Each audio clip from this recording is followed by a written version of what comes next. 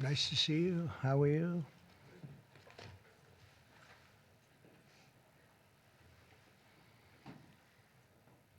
We have a lot of athletic talent and great people behind me.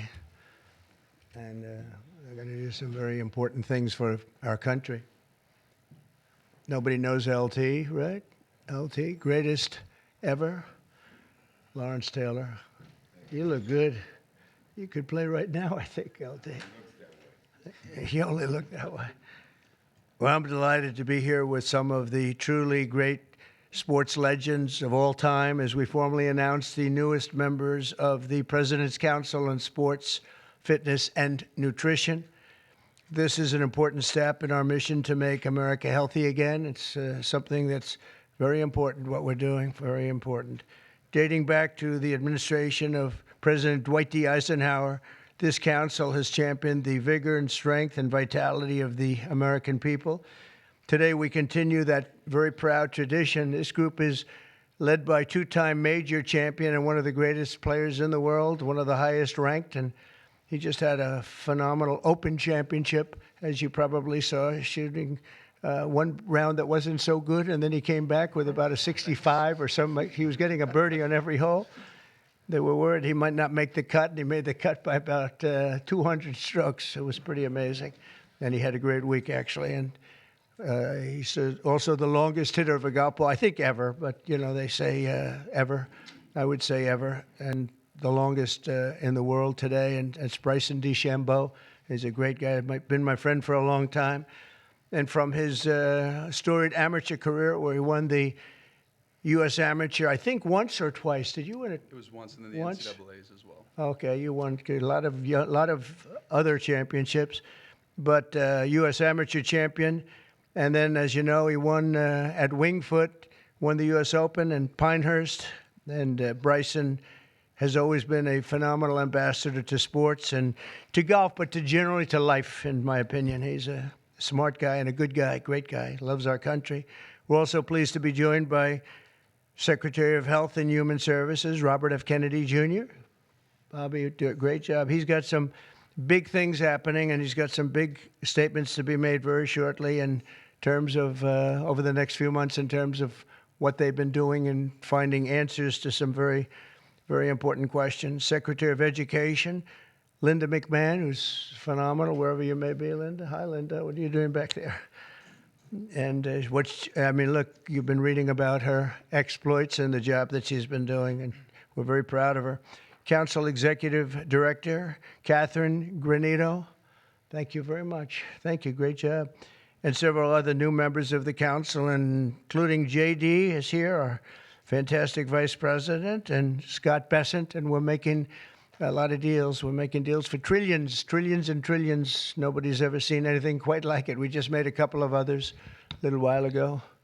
I don't know if you'd be interested right now. I won't even bother telling you. This is about sports and about health.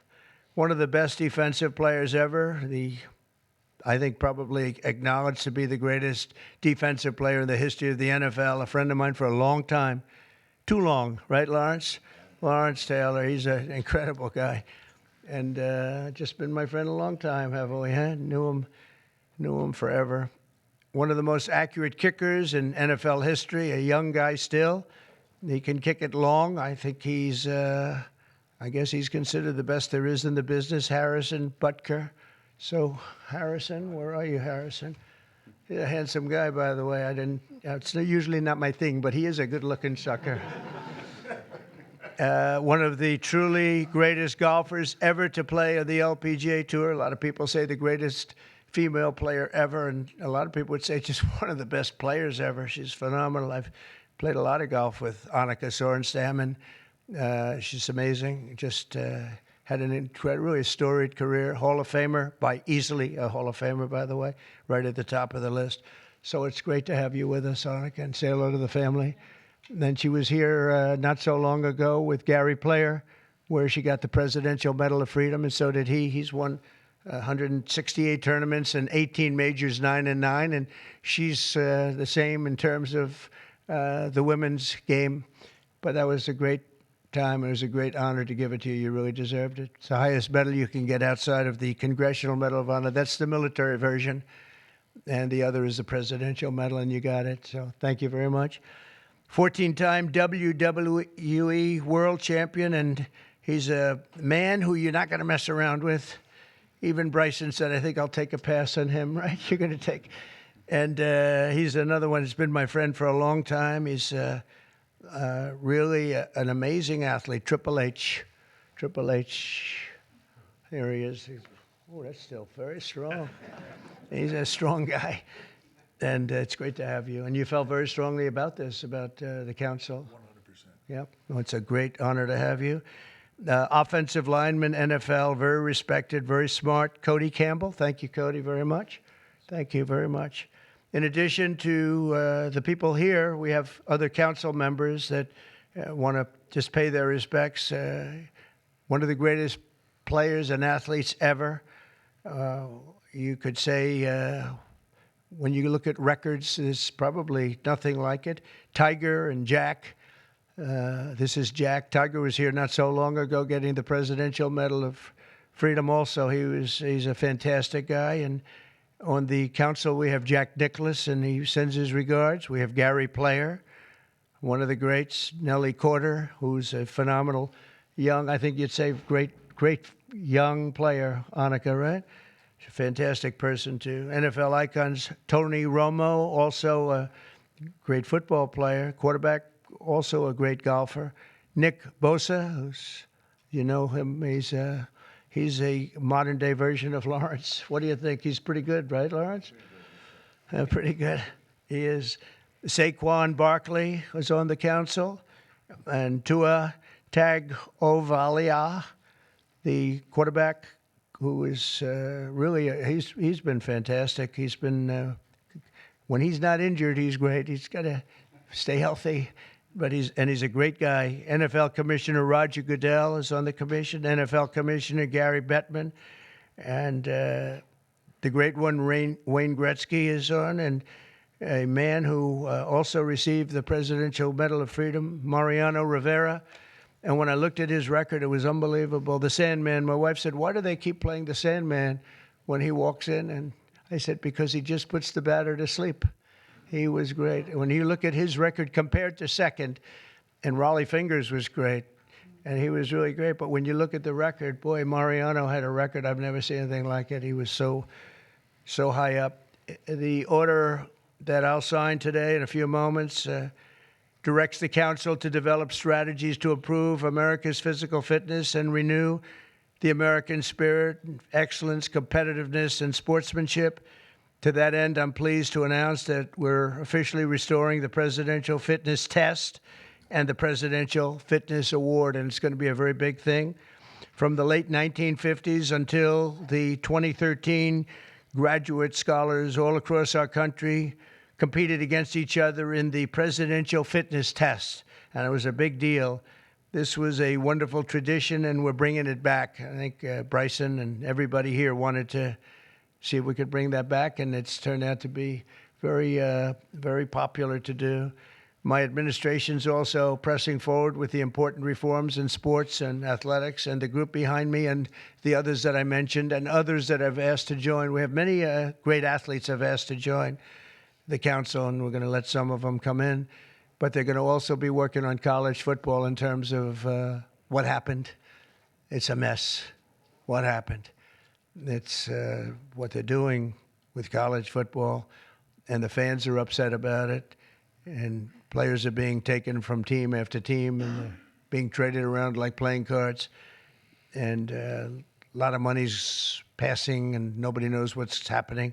So these people behind me are going to be very much involved in figuring that whole thing out and working on it and trying to bring some sanity to that incredible, not only the football, college sports, very, very bad for women. Very bad what's happening, because now all of a sudden there's no women that are able to get the money that they're talking about. You know, it seems to be going mostly to football, some basketball, and women's sports are being totally decimated. We know that, Annika, you know, with this. It's all going into football, and some to basketball, and everything else is being left behind.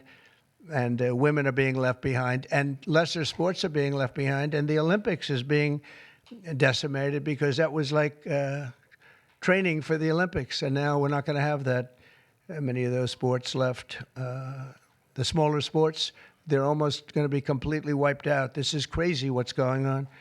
We banned men from competing in women's sports, and last week the United States Olympic and Paralympic Committee announced that they will be complying with that order, so there won't be men playing in women's sports. That seemed like an easy one. They say it's an 80-20 issue during the campaign. I said, no, that's not 80-20. That's 97-3. Maybe it's 98-2, perhaps. And last Thursday, we terminated third-party pay-for-play schemes in collegiate athletics and effectively we saved college sports, but now we have to heal it, because it's really a mess. It's a real mess. This council will play an important role in shaping these new policies and ensuring that we preserve the American athletic tradition for many generations to come. And in the years ahead, we'll have the chance to showcase our nation's athletic dominance in the world stage as we host the America 250. So we have America 250, and we have, it's going to be incredible, the Patriot Games. But we have the Ryder Cup, we have the President's Cup, we have the 2026 FIFA World Cup. So we have the World Cup here, we have the 2028 Olympics. So when they cheated on the election and they picked somebody that wasn't supposed to be there, I was very upset before that, because I got the Olympics and I got the World Cup. I was the one that did it. I can't say I got America 250. It just happened to be 200. I'd like to take credit for that, but I don't think I'll be able to. But we have a big thing coming up. But I was very upset because I got them, and it was skipped an election season. And so it took place in the next term, after the term that we were supposed to have. And I was extremely angry. And then when I won, I said, wait a minute, I think I just picked up the Olympics and I just picked up the World Cup. So it worked out sort of cool. But I want to again, thank everybody in the council. They want to work, too. These are people that really, we only do it by request. And people, they want to work and they want to make things better. And I hope they can make college sports better. They can heal it. They can find a solution. It's not going to be that easy. But you have a lot of smart people. So I'd like to begin by introducing Bryson to say a few words. And then we'll have Triple H, and we'll have a couple of other people say something. And then I'm going to sign that good-looking couple of pieces of paper, and it means a lot. It's going to be a very important council, and thank you all for being here. Bryson, please. Thank you, everybody, for being here. And first off, I'd like to say thank you to President Trump and Vice President Vance for your support and this initiative and council. And to be honest, I never would have thought that this opportunity would have been here right at our doorstep.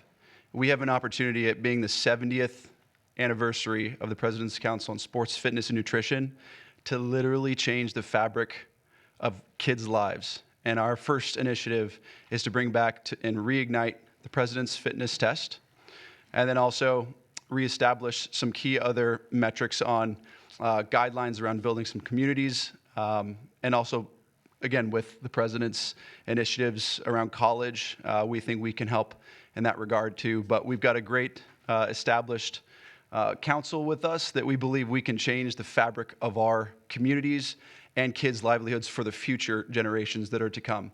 I can't thank you guys enough, and looking forward to making massive changes in kids' lives and in our America's future. Thank you. Thank you. First of all, I'd like to say the same. Thank you to President Trump. Thank you for this honor. I'm humbled by it. I'm truly honored to be on this. Vice President Vance, thank you very much. Secretary Kennedy, truly appreciate all that everybody is doing for the health and wellness of the entire country. For me, since I was 14, this has been such an important part of my life. Health, fitness, sports, nutrition, all of it. I think learning that at a young age sets you up for success in life. And without it, you're at a lesser place for it. So I look forward to the opportunity to do this. I look forward to the opportunity to help make our youth healthy, help get them engaged in sports, and let them learn what it takes to be successful in life. So thank you very much for the honor. Thank you. Very much. Thank you. Thank you. Bobby, please. Thank you very much, Mr. President. In December of 1960, a month after he won the election, my uncle, who was about to be president, wrote an article for Sports Illustrated called "The Soft American," and he was lamenting the fact that America had prided itself on its beef jerky toughness, and that we were losing that. We were falling behind Europeans. We were falling behind other nations. And he was signaling with that article that he was going to make physical fitness of our kids the centerpiece of his administration. And I'm so grateful to President Trump for bringing back this tradition. I was talking to Paul before we went in here. We were part of the Council on Physical Fitness when we were kids. And you had to do sit-ups, you had to do pull-ups, you had to do shuttle runs, you had to do 1 mile runs. And they awarded the top 15% with a patch and with recognition and with certificates. And for me, it was a huge item of pride when I was growing up. And we need to reinstill that spirit of competition and that spirit and that commitment to nutrition and physical fitness. And I'm so grateful to President Trump for your leadership in bringing this back for our country. Thank you very much. Anna, representing the great women in sports, please. Thank you. Thank you, Mr. President, Vice President Vance. This is truly an honor. I want to thank the team behind me here for giving us trust to be able to do this. Sport has always been part of my life, and the importance of living a healthy, active lifestyle cannot be any more important than nowadays. So thank you for the trust, and I can't wait to get to work to make a difference in kids' lives, but also in people's lives. I think the time is so important. Obesity is the highest it's ever been. Mental health, as we all know, the need ought to be tackled. So thank you for the trust, and look forward to going to work with the team behind me. Appreciate it. Thank you, Don. Lawrence, you want to say a few words? Come on up. Come on. He's a little shy, but once he gets going, nobody can stop. Oh, no, that don't stop. I'm just proud to be on this team.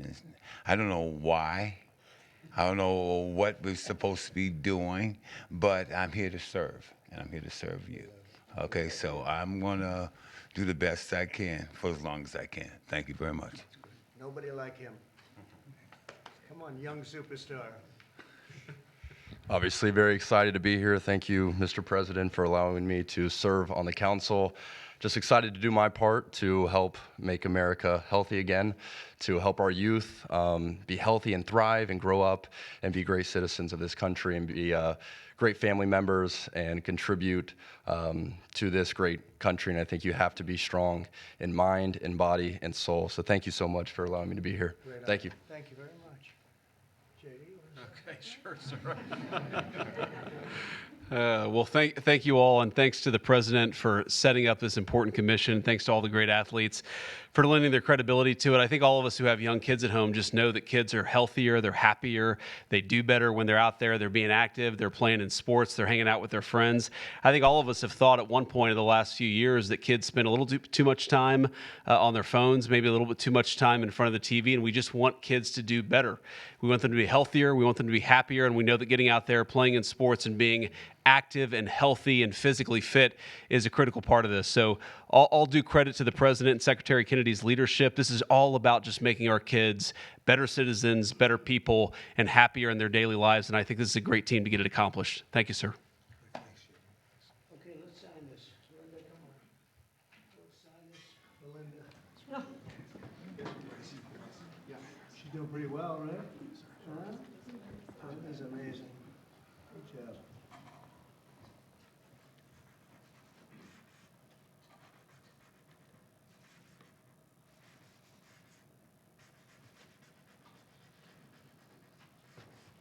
Okay, we got it. I think we're good.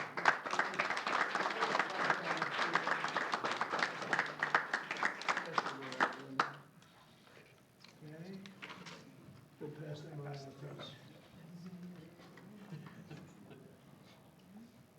Okay, you good? Okay. That is not signed with an auto pen. There's no auto pen. We don't want auto pens in the White House. Okay? Any questions, please? I think probably Mr. about President, this. what has sports meant to you? And did you have a sports hero growing up?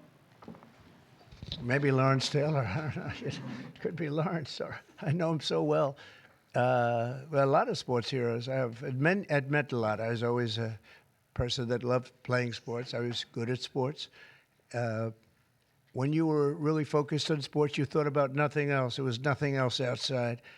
It kept you. And to an extent, this is one of the reasons I like golf. You get away for a couple of hours. I play quickly and get through it. And for 2 hours, you're not thinking about all of the nonsense and all of the important things, frankly, but it cleans your mind. No, I think sports is so important. I think what this council is doing is going to be very important, and it gives you a little exercise, sometimes a lot of exercise. It's a great thing.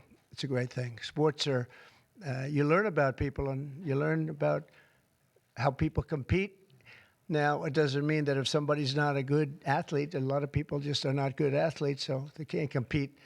But you learn about people playing sports and playing sports with and against some. So I've always loved it. It's been very important to me. These people are, inspirations. These are the top people in their individual sports. The council itself, I mean, they have some of the greatest champions, for the most part, the greatest champions in their sport. So they really understand sports, and understanding it's very important. Thank you for the question. Yeah, please. Please, go ahead. Yeah, Mr. President, can you talk about your plans for the new ballroom that was announced today? Yeah. The $200 million, that's going to be paid for by yourself? By me, yeah. Private donations? It's a private thing. Yeah, I'll do it, and we'll probably have some donors or whatever. But it's about $200 million. So we've been planning it for a long time. They've wanted a ballroom at the White House for more than 150 years, but there's never been a president that was good at ballrooms. I'm really good. In fact, I looked at one that we just built in Turnberry in Scotland, and it's incredible. We're good at building. I'm good at building things, and we'll get it built quickly and on time. It'll be beautiful, top of the line. We've retained the best architects and engineers, everything else.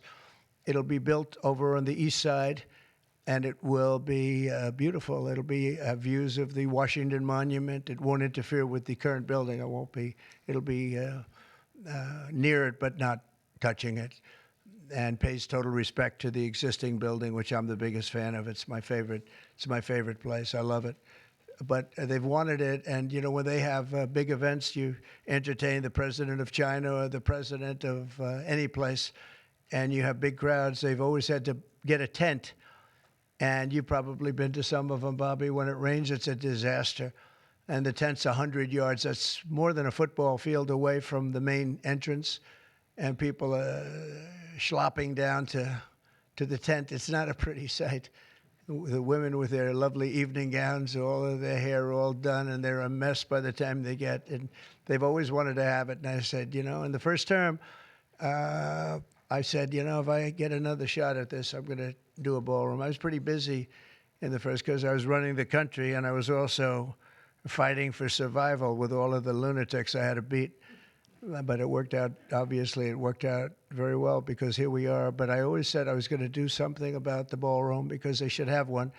So we'll be leaving it. It'll be a great legacy project, and I think it'll be special. You saw some renderings of the initial. I think it'll be really beautiful. No government dollars, no. Extremely busy week between this executive order, trade, Russia, Gaza, but also the family of Virginia Giuffre released a statement overnight in response to some of the comments that you made this week. You said that Jeffrey Epstein stole people from Mar-a-Lago. At the time, did you know why he was taking those young women, including Virginia? No, I didn't know. I mean, I would figure it was ABC fake news that would ask that question, one of the worst. But no, I don't know really why. But I said, if he's taking anybody from Mar-a-Lago, he's hiring or whatever he's doing. I didn't like it, and we threw him out. We said we don't want him, at the place. This is a story that's been known for many years, as you know. But it's, I didn't like it that he was doing that. Yeah, please. If Canada moves forward with Palestinian state, Say it again. If Canada moves forward with recognizing the Palestinian state, is that a deal breaker? Well, we're going to see. No, I didn't like what they said, but that's That's their opinion. I didn't like that. Not a deal breaker, but we haven't spoken to Canada today. He's called, and we'll see. But we have made a few deals today that are excellent deals for the country. You know, we're taking in literally trillions of dollars for the country. This is making our country very rich and respected again. We have, you know, I tell these people, and I say it as much as I have to say it, but every leader is at NATO, and I was in the Middle East with the three great countries, three great leaders, Qatar, you know, Saudi Arabia, UAE, and everybody said the same thing. All of the NATO countries, essentially, they said that we were a dead country. 1 year ago, we were a dead country. Now we're the hottest country in the world. Look at you people. We're the hottest country anywhere in the world. We're doing great. Yeah, do you have a... Canada currently. What's the holdup with the negotiations with Canada? Well, they have to pay a fair rate. That's all. It's very simple. They have been charging very, very high tariffs to our farmers, some over 200%. And they've been treating our farmers very badly. They've been treating our country very badly for years. And look, we like Canada. I love Canada. I have so many friends in Canada. But they've been very poorly led. They've been very, very poorly led. And all we want is fairness for our country. That's all. You know, they want to be under the, as we call it, the Golden Dome. And I said, well, you know, you're going to have to pay for that. They want a lot of things from our country, and for years we did it. We basically protect them with our military. They spend very little money on their military, as you know. Not an acceptable amount of money. Yeah, please. Thanks a lot, Mr. President. Your tariffs policy goes into effect tomorrow. Yeah. As you know, a federal appellate court today heard oral arguments about whether or not you had the authority to unilaterally impose those tariffs. I'm not going to get you to weigh in on the legal arguments, but you're weighing your decision to do that, your authority to do that based on a 1977 law that's never been invoked before. Why didn't you invoke this Well, we've law? been winning all along. Just say it. I just want to ask you, why didn't you invoke this law in your first term? You could have taken in billions upon billions of dollars in your first term, but you waited until your second Yeah, term. because in my first term, I was fighting lunatics like you who were trying to do things incorrectly and inappropriately to a president that was duly elected. And we did do certain tariffs in the first term. If you look at China, we took in hundreds of billions of dollars from China.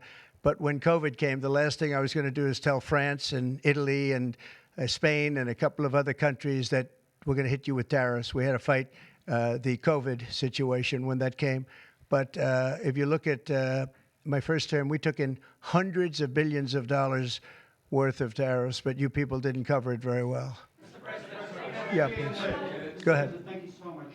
I'm representing the foreign policy today. I'm asking you two questions on foreign policy. The first one, do you plan to re-engage diplomatically with Iran, go with direct talks with them, or are you happy with the current situation, having no deal with Iran? Well, Iran has been acting very badly. They were decimated. Their nuclear capability, that potential, which could have happened within 3 or 4 weeks, was decimated.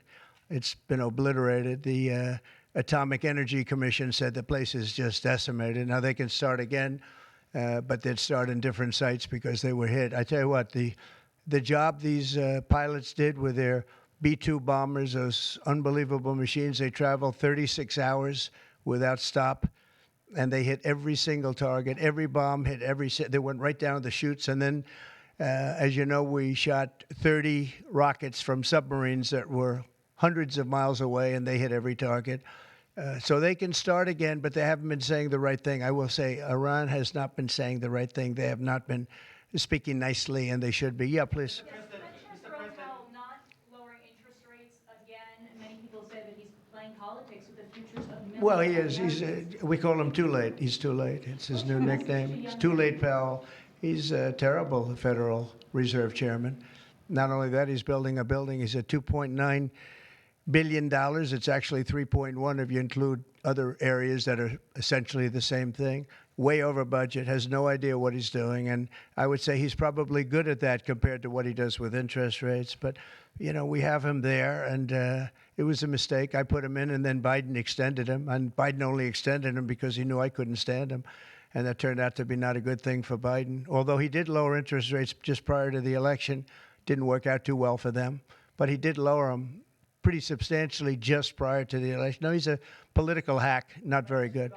He's not a smart guy, Brian. Mr. President, sports fans have been very supportive to go back to the original names of the Cleveland Indians, the Washington Redskins. Oh, I love that. Love the sound of that. Well, I do the Washington Redskins. I think they should do it. I told the mayor and I told people that they should bring back the name. If they bring back the name, you'll have a lot of excitement. And I mean, Cleveland Indians, how about that? That was an original franchise, 1903 or something, 1906, an original, the Cleveland Indians. And what do? They changed the name from Indians. What's wrong with the word Indian? You know who is upset about it? The Indians are upset about it. They're upset about Redskins, too.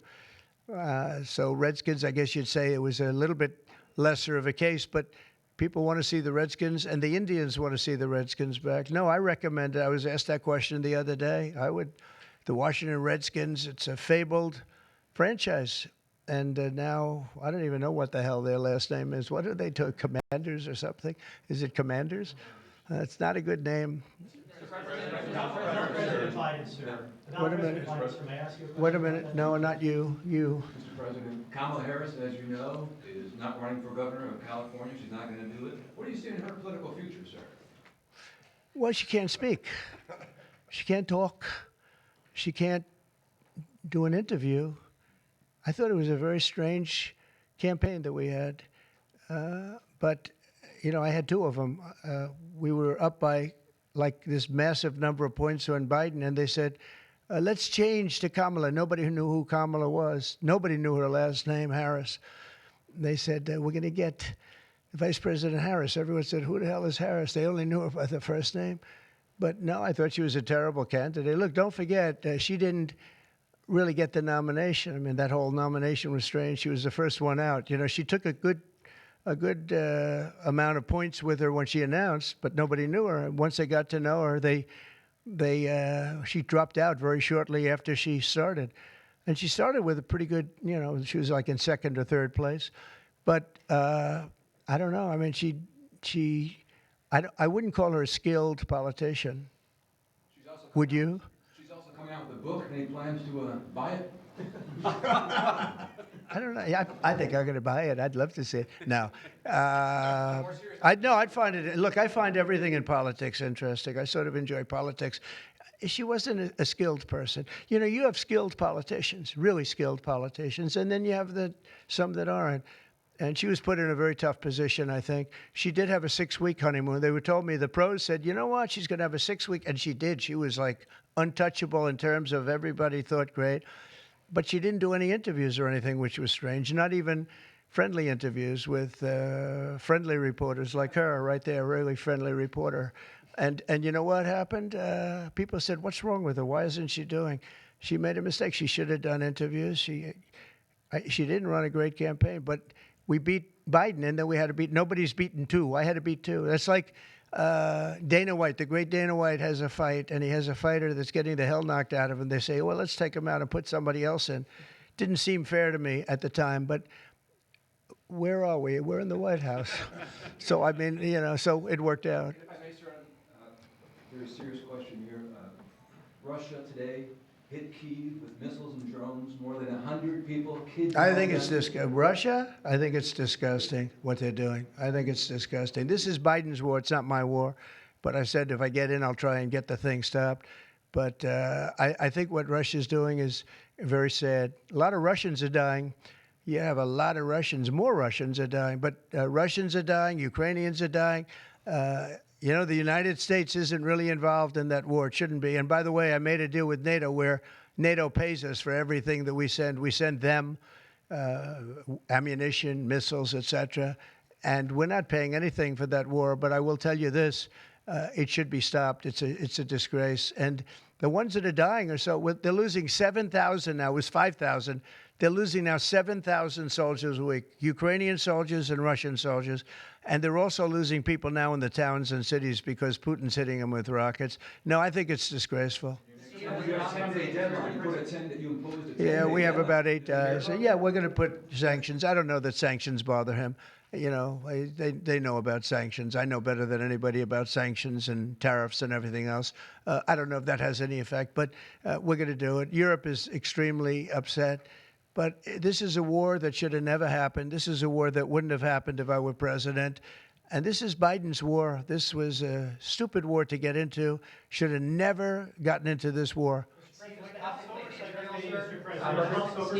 is traveling to Israel. Yeah, going to Israel, and then he's going to Russia, believe it or not. Representative Marjorie Taylor Greene has said that what is occurring there is a genocide.